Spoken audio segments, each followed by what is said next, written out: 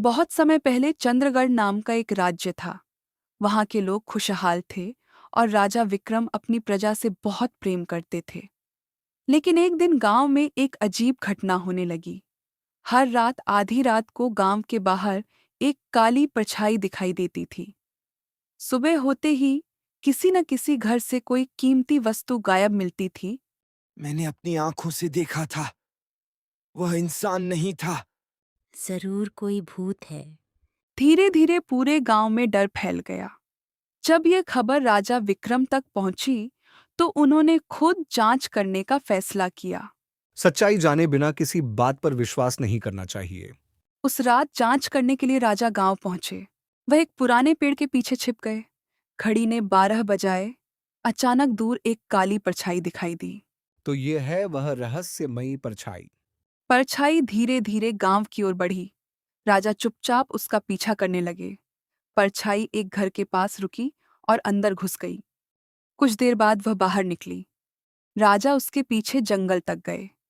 जंगल के बीचों बीच एक पुराना खंडहर था। परछाई उसके अंदर चली गई। राजा भी धीरे धीरे अंदर पहुंचे। वहां का दृश्य देखकर वे हैरान रह गए।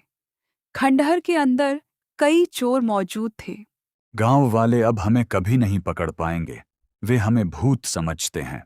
राजा को पूरी सच्चाई समझ आ गई। अगली रात राजा अपने सैनिकों के साथ लौटे।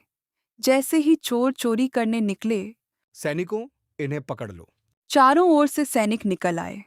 चोर भागने लगे, लेकिन सभी पकड़ लिए गए। अगले दिन दरबार में चोरों को पेश किया गया। तुमने लोगों के डर का फायदा उठाया। महाराज, हमसे गलती हो गई। चोरी का सारा सामान गांव वालों को लौटा दिया गया। गांव वाले बहुत खुश हुए। धन्यवाद महाराज, आपने हमारा डर दूर कर दिया। याद रखो, हर रहस्य के पीछे एक सच्चाई होती है। उस दिन के बाद चंद्रगढ़ में फिर कभी कोई रहस्यमयी परछाई नहीं दिखाई दी। गांव वाले खुशी खुशी रहने लगे और राजा विक्रम की बुद्धिमानी की प्रशंसा करने लगे।